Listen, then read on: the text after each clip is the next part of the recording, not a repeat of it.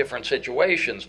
I think my sister was much more aware of what was happening and taking notes, where I was sort of saying, let me just get through today and I'll worry about other things as they come up. I think Lori was sort of upset by the book, and I think my mother, for obvious reasons, had her issues with the book.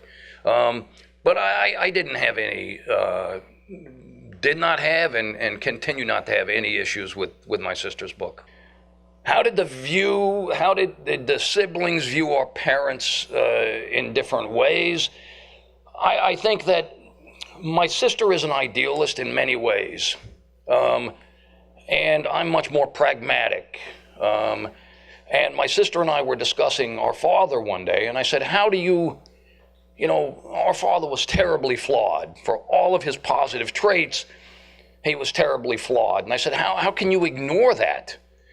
And my sister made a very telling comment. She said, he's the only person that believed in me when I was a child. So if I totally diminished him, I would have lost much more. I would have gained nothing, and I would have lost a tremendous amount.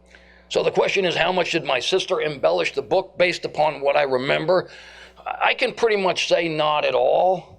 If there are any changes in the book, it was literary license where, sort of to keep a narrative going, she might change the location. So there were times when I would say, no, this happened in Blythe.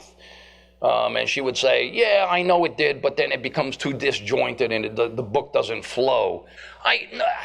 My parents, I can't justify the way my parents acted. They were both very narcissistic.